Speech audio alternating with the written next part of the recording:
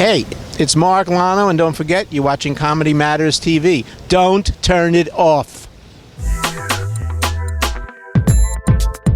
Jeffrey Gurian here at the Variety Top 10 Comics to Watch Party, but I ran into somebody even more special than that. Mark Lonow. How are you, Mark? I'm doing very well. I just want to know, have my shades gone dark enough for me to look really, really pretentious? They look good. See? It looks good. Right. See, but to me, I like that. It's like I'm out of Hollywood. Straight out of Hollywood. Oh, man. Yeah. Well, we're here celebrating 50 years of the Improv. Mark and Budd Friedman opened the Improv in 1963. September 1963, that's correct. Right. And it was Actually, the first... I didn't open it. My partner opened it, and I became his partner soon afterwards.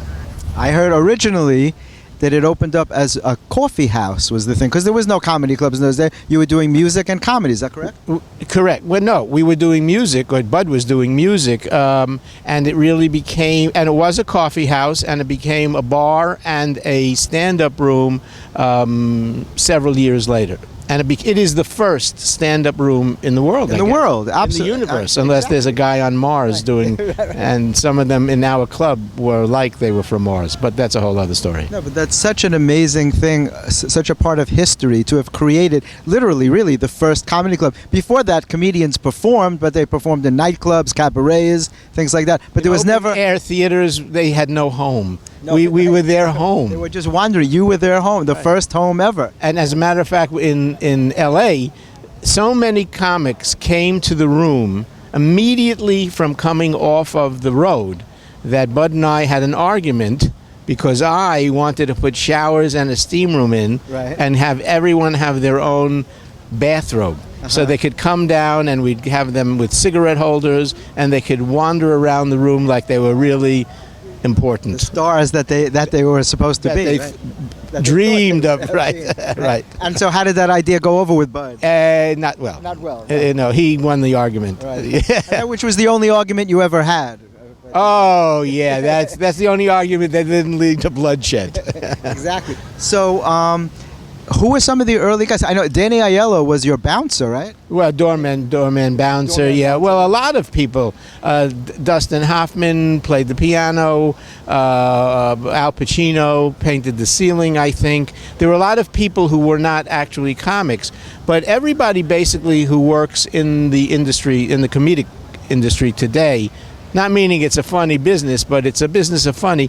That was terrible, but okay. It's okay. It worked. I review myself.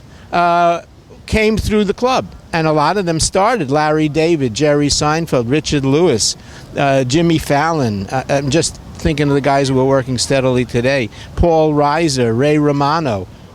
There's nobody really who didn't come through our club, really. And I think Robert Klein used to hang out there, right? David Brenner. Robert Klein. David Brenner didn't kind of get along with Bud so well, but he was more of a catch guy than I guess, right? Yes, that's right. But he did work the room. But Klein was one of the very first and broke in the act. Rodney broke in a lot of the act at the Improv.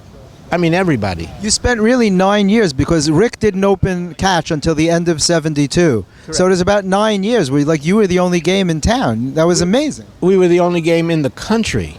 They did have, Sammy Shore had the store in L.A., but it was very small, and it also started afterwards. So we were the very first in the world that did exclusive stand-up comedy, yes. And now we're celebrating here at Just for Laughs, 50 years, right? 50 years. And I only have one Band-Aid on. That's amazing. What kind of an event are they doing here? I know. I think it's tomorrow or Saturday. Tomorrow, yes, right? Tomorrow, Friday at 2:15, we're doing a panel discussion and question and answer from the audience.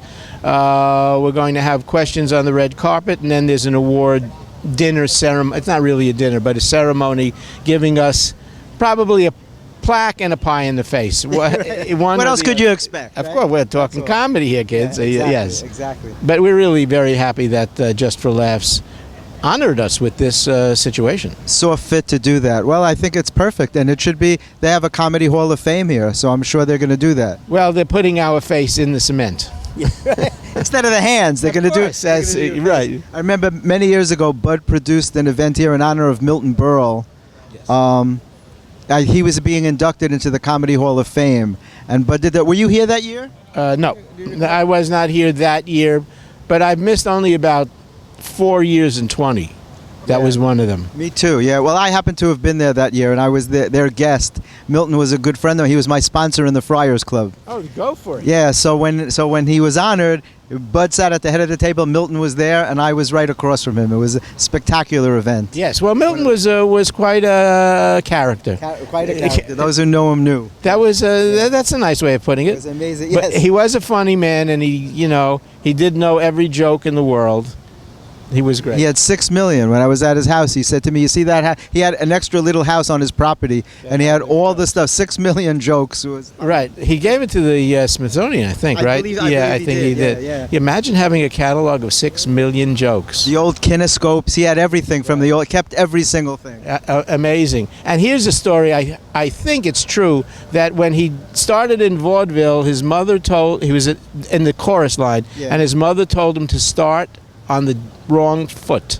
Really? So that he danced opposite to everybody else in the chorus, and of course it attracted attention. Amazing. That's a great story, and it's a perfect Milton Berle story. It is, and I believe it's true. Yeah. And if it's not, call me a liar. Okay. Anyway, it was great to see you, Mark. Nice seeing you, Jeff. Really awesome, and I wish you the best luck. Another Thank 50 you. years at least. At least, what are you kidding? I'm planning on it. Good.